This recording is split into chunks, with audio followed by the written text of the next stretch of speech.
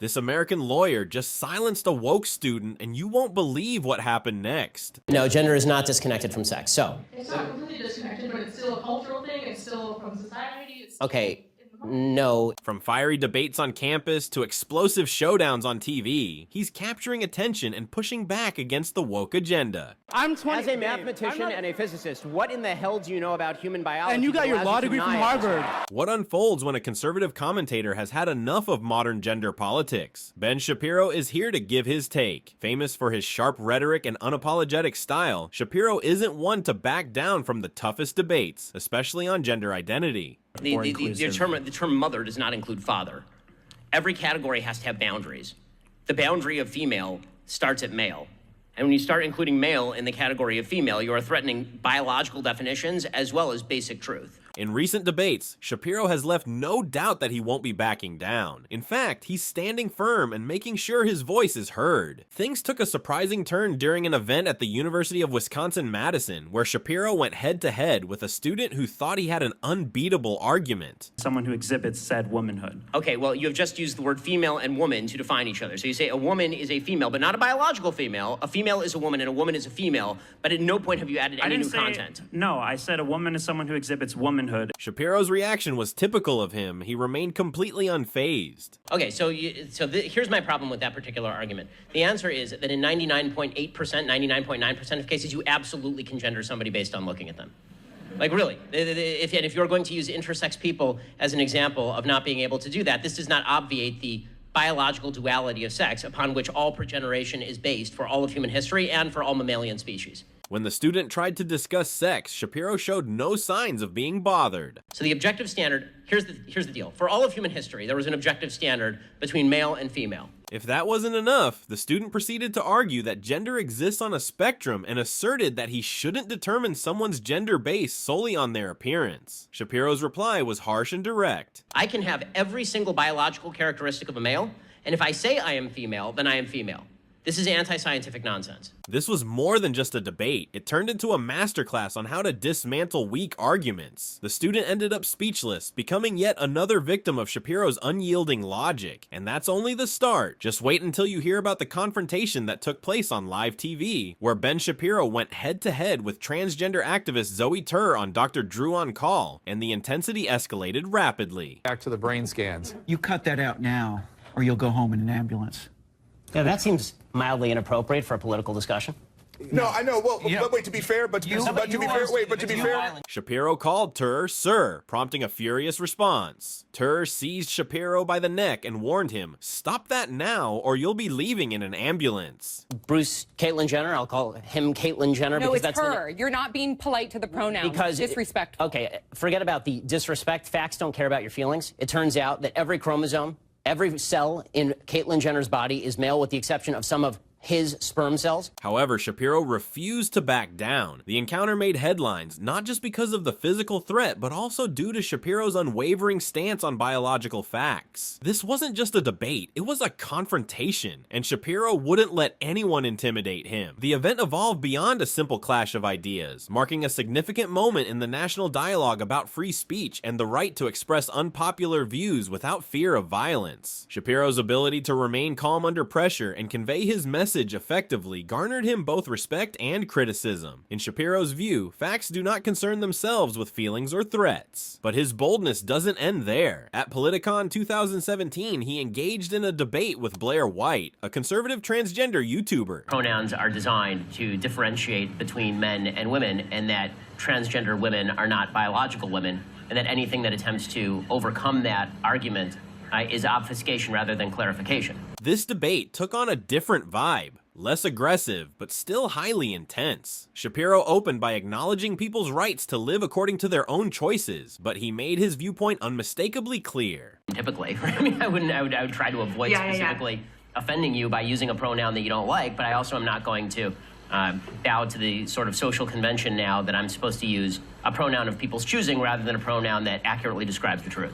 While White concurred on certain matters, she called for greater compassion. Nonetheless, Shapiro stood his ground, clearly differentiating between honoring individual rights and endorsing what he views as scientifically flawed concepts. He asserted that society should not be obligated to recognize identities that are at odds with biological truths. This is when things really intensified. Shapiro's appearance at UC Berkeley led to widespread protests. And not everybody that the left says is alt-right is actually alt-right. I mean, the left calls me alt-right, which is patently insane. The event was engulfed in controversy, necessitating a substantial police presence to keep the peace. During the question and answer segment, a student took issue with Shapiro's refusal to use preferred pronouns. Shapiro's reply was both clear and to the point. I think that teaching kids, as we are now being told, teaching kids that they must use preferred pronouns, or that men can become women can become men, sex doesn't exist, as a recent op-ed in the New York Times said, that's asinine, anti-scientific, and counterproductive. He stated that while individuals have the right to identify as they wish, they should not have the power to force others to use specific terms. This moment was pivotal in the broader discussion about balancing free speech with transgender rights, as Shapiro maintained that language should not be dictated by ideology. Next, there was a confrontation at the University of North Carolina at Greensboro during an event called Men Cannot Be Women. In this instance, Shapiro faced a student who accused him of relying on outdated information. The majority of your claims are based on old data, the student argued, attempting to challenge Shapiro's position. To be able to talk I literally about... cited the DSM-5 in the speech, and it's called gender dysphoria, which is the term that I use throughout the speech, not gender You identity sound like a disorder, bozo, bro. And you get no pussy, and you can't even make your wife wet, bro, so what's good? Yet Shapiro wasn't ready to back down. The student went on to suggest that Shapiro's beliefs were grounded in a Western colonial view of gender. In response, Shapiro effectively shut down the argument with his usual directness. A framework of gender. You're right. Men and women don't exist in any other culture. No. Think about Native American. Nailed it. Third gender people. I'm not saying that. Third gender people exist in Native American societies, Western African societies, like Southern Native American societies, like Mexico. So in other places that are not white dominated, And they like are the United States or incorrect. Europe, and so you're I'm saying saying white. they're biologically So non-white incorrect. people. I'm a mathematician and a physicist. Let's talk about Shapiro's intense debate regarding medical transitioning for minors during a college event. A student aimed to put him on the spot by questioning his views on puberty blockers. To complicate matters, the student introduced circumcision into the discussion, suggesting there was a double standard. Nevertheless, Shapiro managed to sidestep the attempt to provoke him. So Ben, are your children circumcised? Did you circumcise your children? Yes, I have two sons, and they're both circumcised. Why would you do that? Isn't that kind of hypocritical? Nope, I'm circumcised. My works just fine.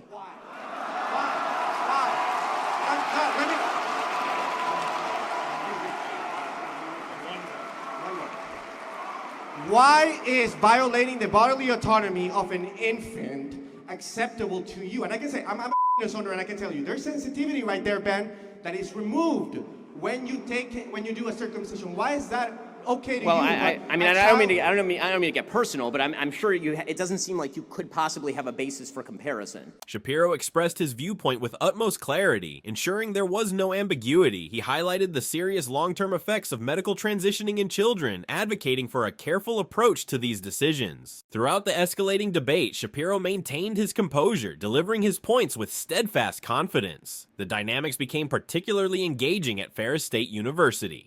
But I will say that there may be, you'll have to tell me, is it possible there's a political bias when it comes to safe spaces? Shapiro confronted a student who asserted that gender is simply a social construct. The student presented elaborate theories positing that gender is largely a performance influenced by society. Without missing a beat, Shapiro countered this claim. He promptly refuted the argument by stating, So one of the big problems that you see in sort of the argument in favor of trans rights is this notion that gender and sex are completely separable. They're not completely separable. If they are completely separable, then this means that identifying people by their subjective gender really has no relevance as to whether they are a male or a female. Male and female are biological terms. So using terminology like male and female to describe a self-perception of maleness or femaleness is sort of a bizarre way of arguing whether a thing is a man or a woman. So here's my question. It's an argument that my friend Matt Walsh likes to make. What is a woman? Define what a woman is without reference to the word woman, please.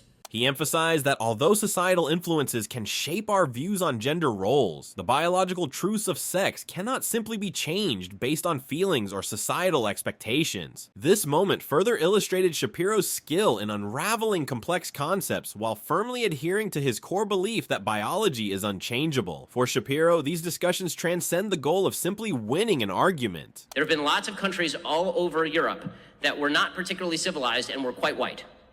They have freedom, personal responsibility, separation of powers, God-given rights protected by a government elected with the consent of the government. These are the values of Western civilization.